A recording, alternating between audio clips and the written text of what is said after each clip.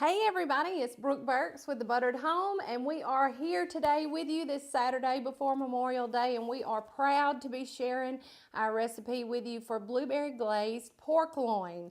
Now, we do a couple of things ahead of time. We talked about the ingredients for this the other night, but probably the most important takeaway that I want you to get today is going to be that this pork loin that we're going to cook it to a temperature internally of 145 degrees. This makes this nice warm pink center that will rival any medium rare steak that you could have.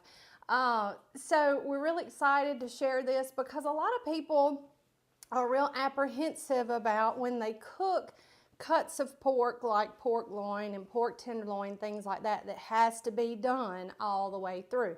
Well, the USDA says you can cook it to that 145 warm pink center and it turns out perfect and it's perfectly safe for you to eat. So we're highlighting that today with this blueberry glazed pork loin recipe. Now, these first two steps that we're going to do can be done ahead of time. But you can also do them in real time like I'm doing. We're going to be making a compound butter and a blueberry glaze all before we dress this guy and put him in the oven to cook at a low 325 degree temperature.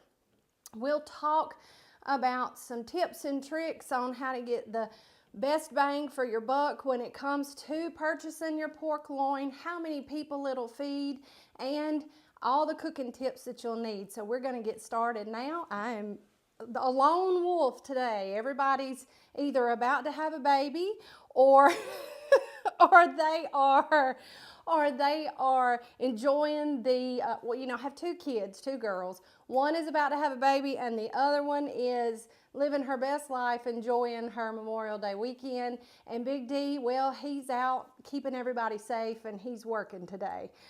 So we're going to get started. Y'all have to bear with me. I'm kind of maneuvering 5 different things all by myself, but it's going to be a great day no matter what. And it's beautiful outside. I get this beautiful view right in front of me of my yard, and it's sunny, slightly overcast. We're supposed to get some rain, but I don't think we're going to get it. I think it's going to stay north of us. But let's take a look at what we've got going on right here. So we have 2 components that we need to make before we get started, and one is a compound butter and the other one, just like I said, is going to be our glaze. Both of these you can do really quickly. You don't have to worry about, doing it like a day ahead. You can, but you don't have to. So I have 1 stick or half a cup of butter that I have allowed to sit out this morning and just become nice and room temperature. See how nice it just with my spatula, it just spreads out really, really, really evenly and really nice. So we're going to add a few flavor components to this. We're going to add in 2 teaspoons of lemon zest. Now I have zested 2 lemons because I've also got their juice over here ready for our glaze. So waste not, want not. I like to use all parts of all things. So we're going to put in about 2 teaspoons of that lemon juice. And out of about 2 lemons, I got 2.5 to 3 teaspoons of that zest going on. Now we're going to add in about a teaspoon of fresh minced garlic. And if you're using dried minced garlic, you might want to rehydrate it. Or if you're using just dried powdered garlic, which is a good substitute in this, you may just want to use about half a teaspoon. We usually cut the dried herbs in half because they are a little stronger than the fresh. And garlic, in my mind, is an herb. We use it like an herb around here anyway. We just about put it on everything. Garlic and butter, that's our 2 favorite flavor components. All right, then we're going to add in about a half a teaspoon of pepper.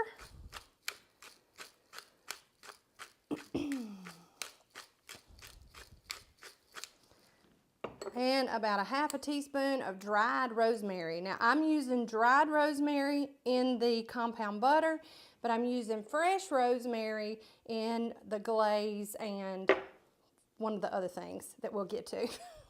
But you can certainly use dried rosemary for all of it, or you can use fresh rosemary for all of it. Just keep in mind that same principle. What you're looking at here is about the equivalent of flavor. So you have about a tablespoon here and about a half to a full teaspoon of the dried here. Both of these produce the same result because this dried stuff is a lot stronger than the fresh. So those are good little tips you can take with you.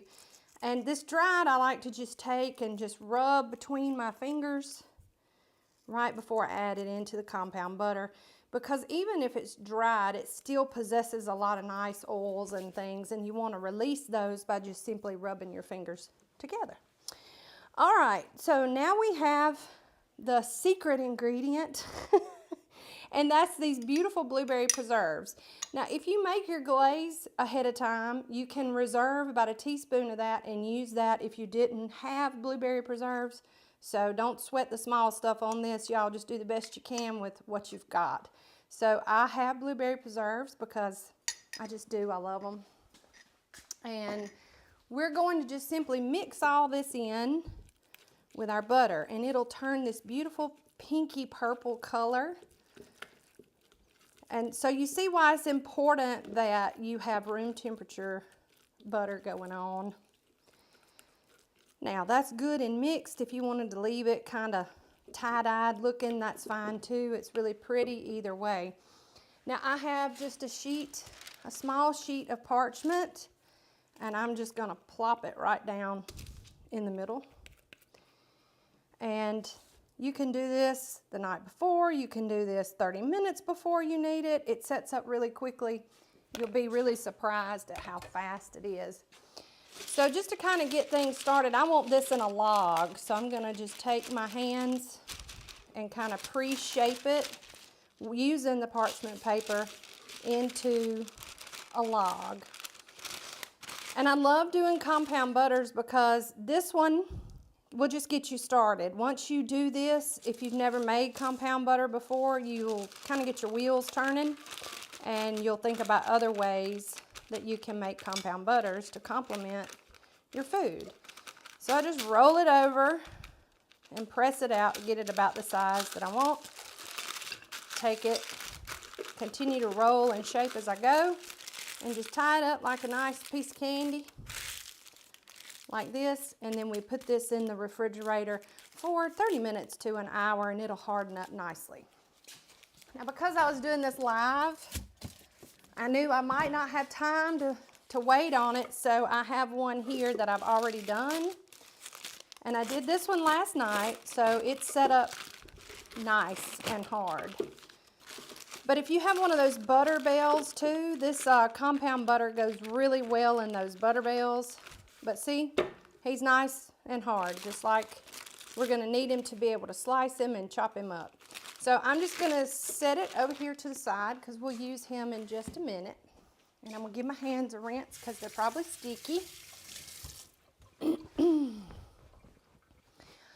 All this is just to accentuate the already wonderful pork loin that we have. And what I have is I have a half a pork loin, and it's probably 3.5 pounds. So you can get them, you know, as big as 4, sometimes 5 pounds if you get the whole.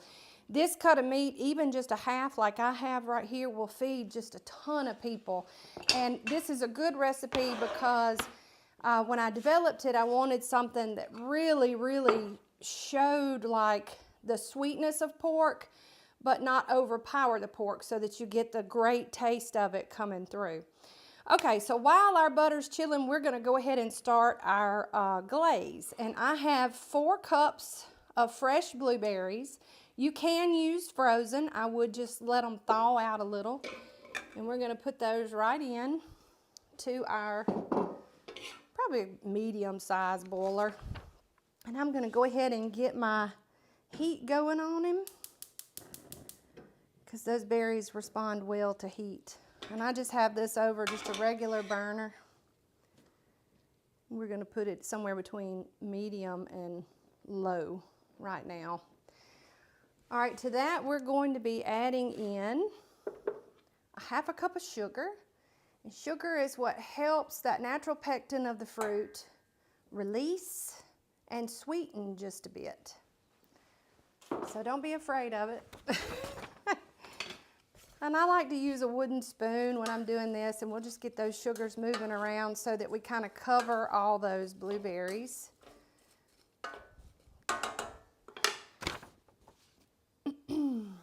Now we have 4 tablespoons of water. We're just going to put that right in. Get that mixed around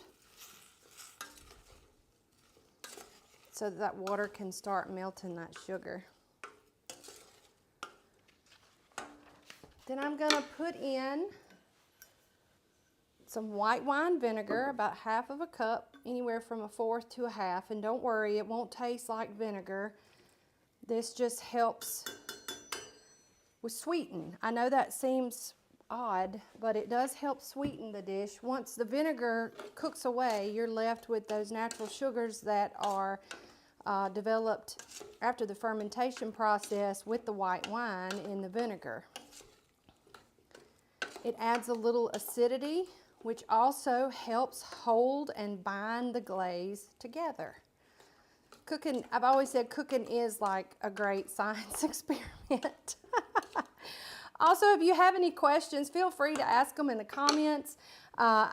Naturally, because I'm flying solo today, I won't be able to answer them as I do this, but I will come back after we're done and add in some links to some great sites for you to visit, as well as answer any questions that you may have. Now we're going to add in 3 tablespoons of that lemon juice. You know, I told you I needed the zest from those lemons. Well, I'm using the juice too. So we got 3 tablespoons there.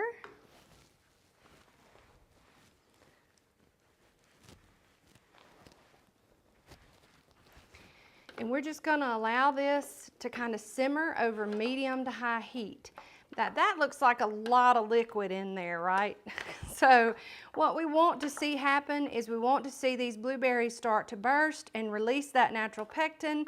And then what will happen is we will allow it to simmer over medium to low heat for just until, it's probably take about 5 or 10 minutes, but just until that liquid is reduced by half or close to it, okay?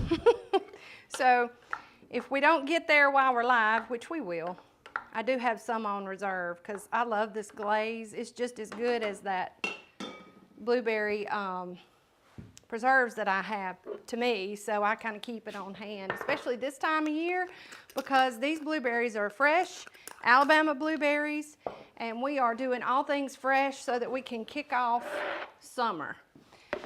All right, so let's talk about our pork loin. Pork loin is very different than pork tenderloin. Now, we won't have like an animal biology class today, and I won't tell you about the differences where the cuts come from and things like that, because I'm not well versed in that. But you can find out all kinds of great information about any cut of pork over at pork.org. They also feature a lot of really great recipes, so if you're interested in something else other than this, of what to do to put some pork on your fork, pork.org is where you want to be.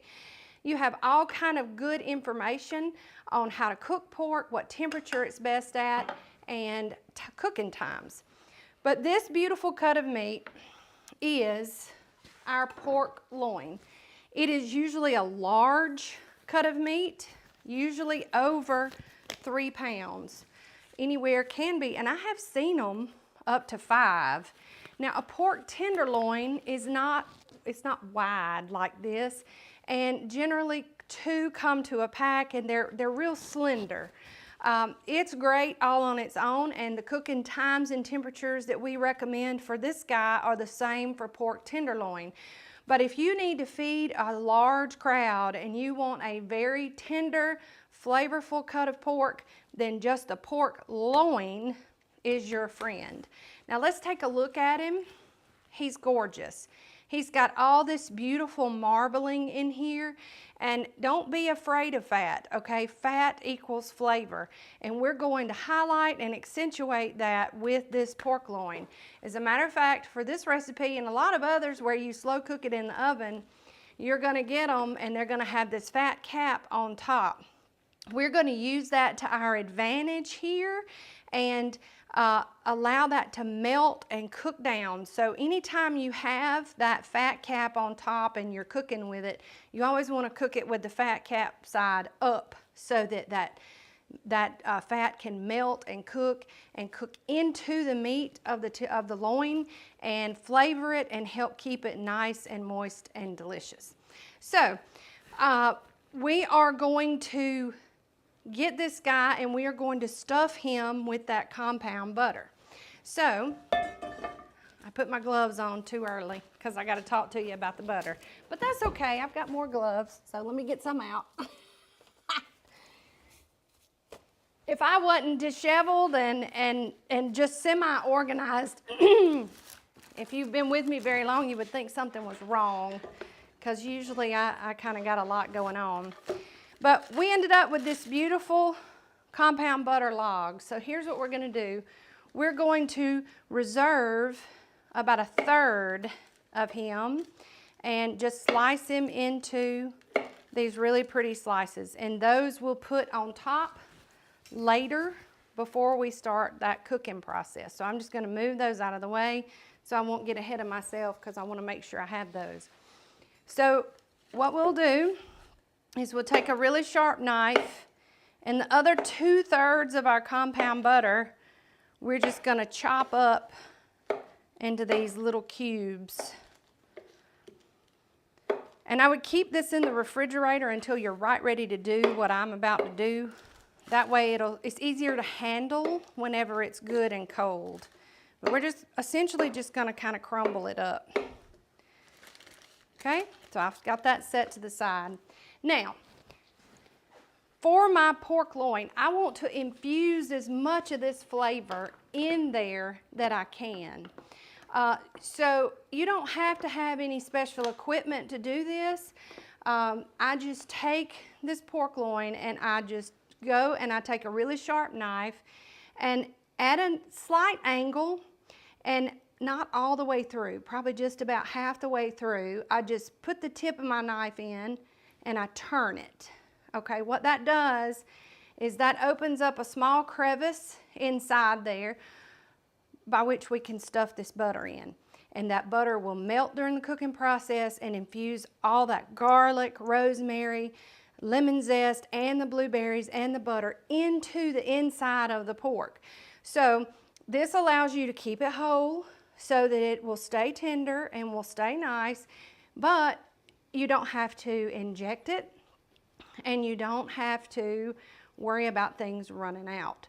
So this is one of those techniques that any level of cook with any equipment can do, which is one of the things I like to show you. All you need is a really good sharp knife, and a sharp knife is like clean hands. It's one of a cook's best tools, and a knife that's not sharp is not. So make sure you got a good knife and you keep it sharp, especially for things like this. Okay, so I've got enough of those little holes in there, and my glaze over here is going to town.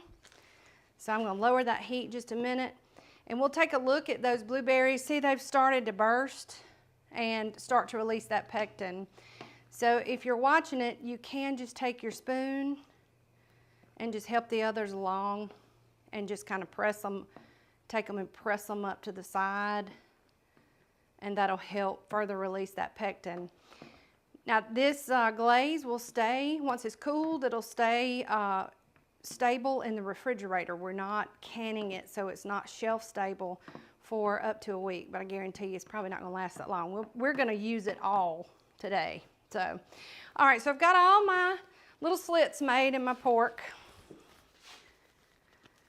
So now we're just going to quickly take that butter and stuff it in. And I'm using gloves just because there are some people who holler when I don't. So, but if you're in your home, you do you. So we're going to just take that butter and just take our finger in those holes and just stretch it out. Stretch it out just like that. And then take that butter and pack it in. And you'll leave, sometimes if your butter is bigger than your hole, you'll leave just a little cap on the top. That's fine too, because we're going to sear this to make it kind of seal up. So quickly I'm going to get that stuffed. And this usually takes a few minutes, but we'll talk a little bit about a couple of ways that this will be easier.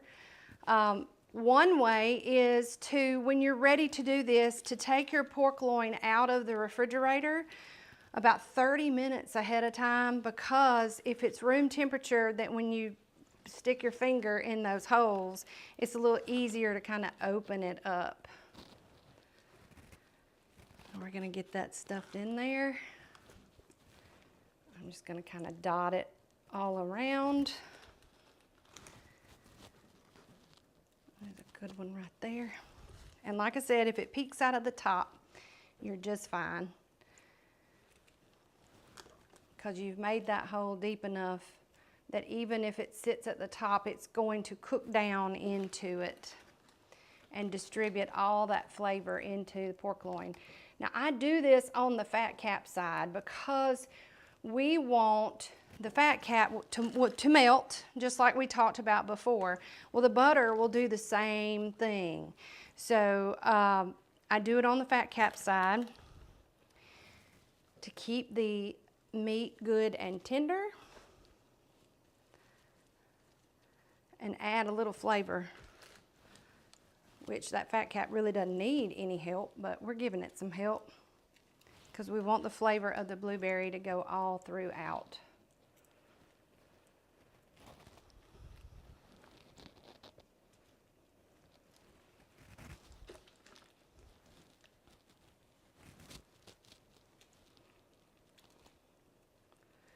I hope you have some good big plans this Memorial Day.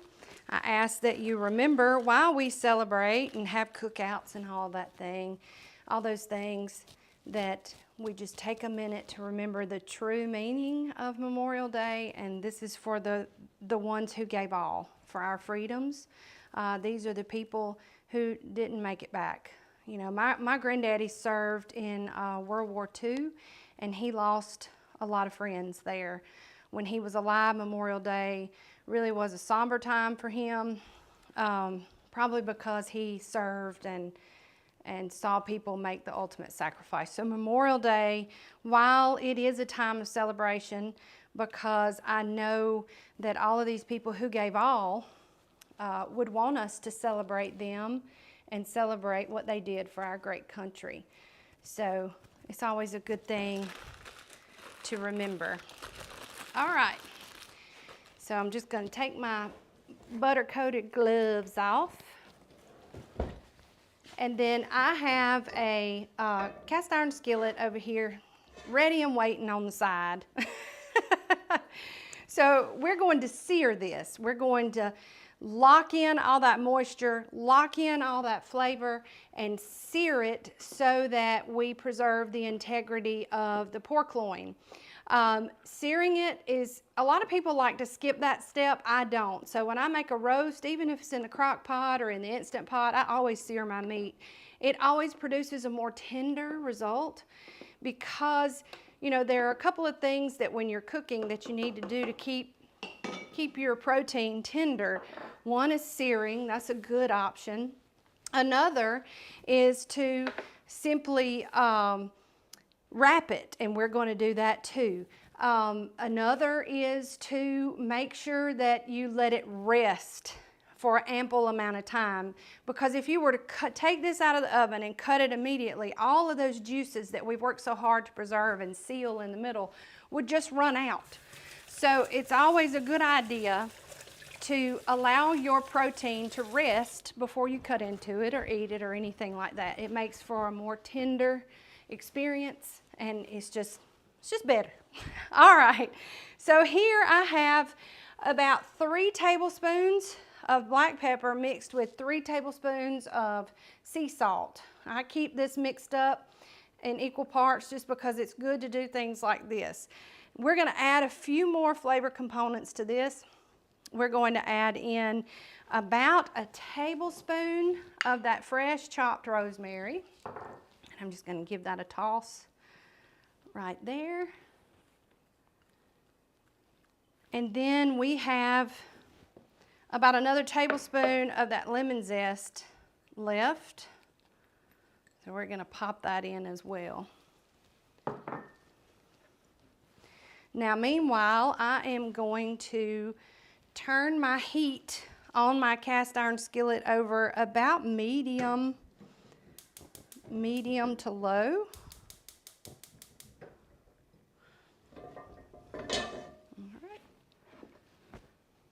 And we're still doing really good on this glaze over here. It's starting to thicken up. And one thing that you'll need to remember is that as this cools, it will still thicken even more. So you can see that the liquid has about reduced about a quarter of the way, and it's starting to get kind of, if you can see it from all the steam, but it's starting to get like a glaze look to it. So it's getting real shiny, but thick. You know, I can feel it on the back of my spoon. And if you do that test right there, and just like we do with gravy, you can see it's not running. So we're almost ready on the glaze. Now I'm going to be putting in about a tablespoon of avocado oil to my cast iron skillet. I like using avocado oil just simply because it has a high smoke point.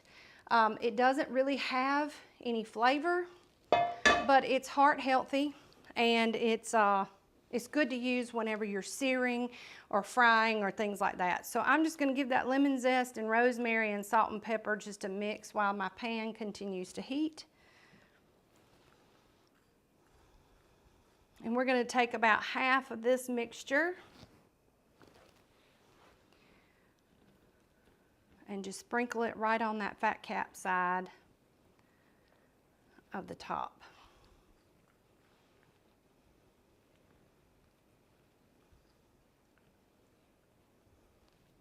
And I like to just take my hand and just kind of press it in.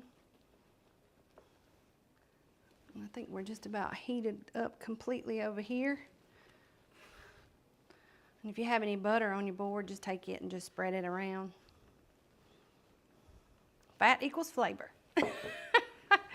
So we're going to go fat cap side down first.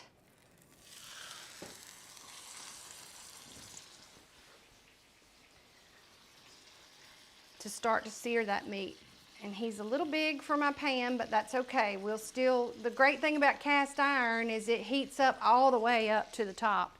So while that side that we've already seasoned is searing, this is the cleanest and easiest way I've found to get that rub on there. You know, when I developed this recipe, Big D was like, oh, we need to smoke it. We need to smoke it. It's Memorial Day. We need to smoke it. He is all about smoked meat. And don't get me wrong, I love smoked pork. That is one of my favorite ways to have it. But one of the things that I like to do and that I like to feature here at the Butter at Home is just like when we have all this special equipment, all these special tools, all these gadgets and whatnot, not everybody has that. It's the same concept with a smoker. Not everybody has that. Now you can take a similar cut of pork, like what we've done, and you could smoke it, and you could have a really, really good smoked pork loin. I mean, it's one of the best ways to cook it, but not everybody has access to that. People who live in apartments, people who live in small spaces. You know, we like to show people that you can do something and have a nice, delicious, fancy recipe and just have an oven. Just use your oven. That's all you have to do. All right, now I have a baking dish, just a regular old baking dish here. that I'm just gonna set to the side. All right, we are good and thick on that glaze. I'm turning the heat off so that it can cool just a little bit. Take it off the heat and just set it over here to the side. But I have a baking dish that I have lined crossways with foil. So we have one here, and then we have one going the other direction. This creates a seal in the bottom so that we don't lose all the flavor that we've worked so hard to put into the pork loin. So after we finish searing this guy, which he's probably about ready to turn, and you don't have to cook it till it's like fully brown. You just want a light sear on both sides of that pork loin. A little goes a long way. So we're just gonna finish that up. And what we'll do is another way that we're going to keep things moist and delicious and all is the overlapped foil will allow us to create a tent where only a small amount of steam will escape. So I did this by design. I did the fat cap side first so that when we make the transfer from the skillet to the baking dish, the fat cap stays on top. So that's like we talked about earlier. You want that fat cap on top so that all that fat can melt down, all that compound butter we made can cook down into the meat of the pork loin. And it's just a beautiful, it turns out to be just a beautiful thing. So one of the great things about getting to do this is that I have all kind of wonderful resources that I'm able to tap into here in the great state of Alabama. The Alabama Farmers Federation just really cares about their farmers, because the farmers who farm this pork, and the blueberries for that matter, they take great pride in the products that they produce for the people here in Alabama and all the rest of the world. These are animals and plants that they love and nurture and take care of. This pork that we're going to be having for Memorial Day is the same pork that the local farmer who farmed it loved and curated and cared for so that he could provide it and his same family eat the same thing. So it's safe, it's sustainable, it's well maintained. And there are so many resources from Alabama Farmers Federation and from Sweet Grown Alabama that help support our farmers so that they can continue to do this. We are privileged and honored to be able to share our Alabama farmers with you guys, because without them, we don't have food on our table. So these people are very important to our survival. So we celebrate you Alabama pork farmers and all of you Alabama farmers and just farmers nationwide. And we're thankful for what you have given us that we probably take for granted. So that's my little spiel today for that. All right, so see, it doesn't take very long just to get a nice little sear on here. You're not cooking it. You're just getting it ready to keep things nice and tender. So we will place him into, I'm just moving things around because I want you to be able to see nice and good. So we've just allowed him to just rest down in here into our baking dish. And then we're going to take about half of that glaze. Oh my.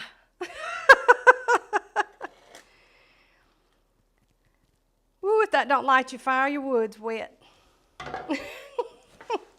And guess what we're going to do with that reserved compound butter? We're going to just lay it right across the top. It's not overkill, it's flavor.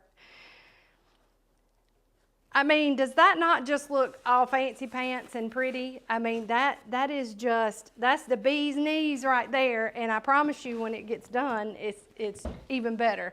So I like to take the long sides and just kind of turn them over And then I take the other sides and just make a little packet.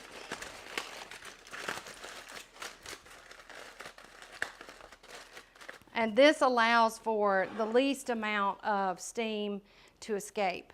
So what we're going to do is we're going to allow this to cool, and then we're going to put it in a nice fancy pants little serving dish, and then we'll have it to serve with the pork once it's cooked. So this will go into our preheated 325 degree oven. We like to cook this about 10 minutes per pound. So let's talk about that. I referred to this at the beginning of the video where we talked about that internal temperature of 145 degrees. Don't be afraid of it, because you have this wonderful warm pink center, and it's medium rare and it's perfectly safe to eat. You can check that out at the USDA's website as well as over at pork.org.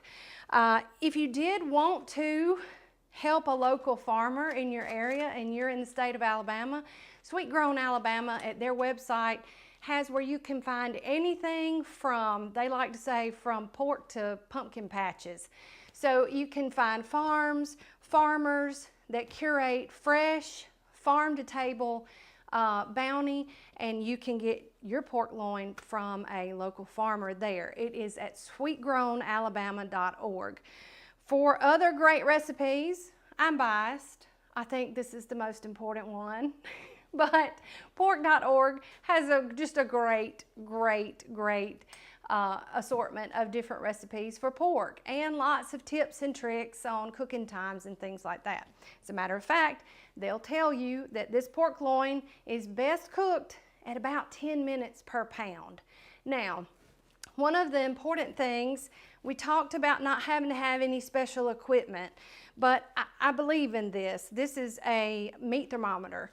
This is a digital, but you don't have to have a digital one. You can get one at your grocery store over where they keep all the cooking tools, like the basting tubes and all that kind of stuff. You can get one that just has the probe on it and has a manual dial that you can stick in there and just read and see. Now, I'm going to watch this closely because it's very important to me that we get that warm pink, medium rare center, because we prefer our pork loin that way. So what I'm going to do is I'm going to check it at 15 minutes because I know that this guy is about 3.5 pounds. So if the rule of thumb is 10 minutes per pound, we're looking at a maximum 30-minute cook time. But I want to pull him from the oven when he's about 130, 135. The reason for that is just like when we talked about keeping your meat moist and doing the searing process like we did, that rest time is very important. So anywhere from 3 to 5 minutes, we're going to let this rest before we insert our probe into it again. And by then, in that 3 to 5 minute time, we're going to hit 145. So it's best that while you put it in the oven and you can step away from it. If you're trying to achieve that warm pink center like we are, you do keep an eye on it and check it from time to time, set a timer, you know, things like that. It is very important that you do that. So we're going to cook that, and we're not going to keep you on here live while we do it. I'm MacGyver. I'm always prepared. So I have a beautiful, well, I'll just be honest, it's just part of one because we've already started eating it. So I have one already done, and let me just swap my camera over so that you can see how pretty he is.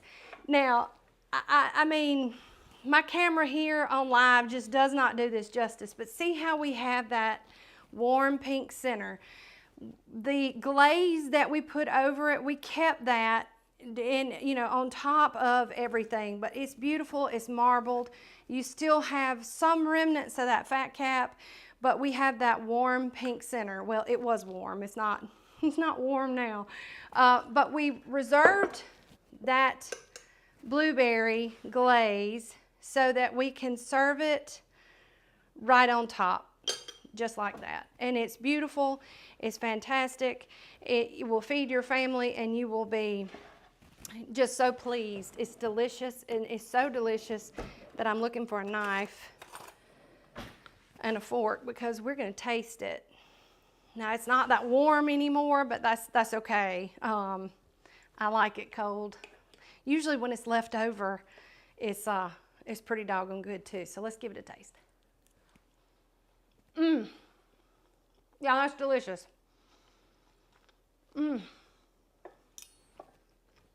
I got too big of a bite, so let me chew it up. It's tender, it's juicy. We have preserved all of that. So a lot of times, one of the other important reasons that we don't want to cook it past that 145-degree mark is because we want it tender and juicy. I mean, I know that there's people out there who like their meat blackened and dry, but we don't. We like to bite into that fresh farm pork and it just bursts with that pork flavor. And in this case, the blueberry, the rosemary, the lemon. All of that though is not overpowering. You still get that clean, light flavor from the pork. It's just delicious. So if you're thinking you're missing something by not being able to smoke some pork for Memorial Day this year, run out, and if you don't have this stuff already, I mean, this pantry staples, you can go to any produce market and get blueberries. We tried to be thoughtful about that. We try not to use a whole lot of extra stuff or weird stuff in our recipes, but it's just absolutely delicious. So when I cooked this guy, he was much bigger. He was almost close to like 4 pounds. So I ended up in about 25 to 30 minutes. My thermometer read like 135. So I took it out of the oven and let it rest, still tinted, for about 3 minutes. And then I checked the internal temperature in the thickest part of the loin, because this loin looked a little different than that one. This one had like a small end and a wide end because it was a whole loin. Your oven and the size of your pork loin will dictate really about how long you cook it. So it's best to just at about 10 or 15, every 10 or 15 minutes, just check that internal temperature to get it to where you want it. Pull it from the oven when it's 5 to 10 degrees below where you want it. Allow it to sit and rest, and it will 99.9% of the time come up to the temperature that you desire when you do that. The rest of the time it's still cooking. It's resting, but it's still cooking. And if it doesn't, and it's not quite done, you haven't lost anything. Pop it right back in the oven and get it to where you want it. You have not lost anything. There's no such thing as undercooking meat when you have an oven, because you can always put it right back in and finish it off. You can overcook it. So we suggest that you try this at that 145 temperature. I mean, come on, let's look at it again. Is it not beautiful?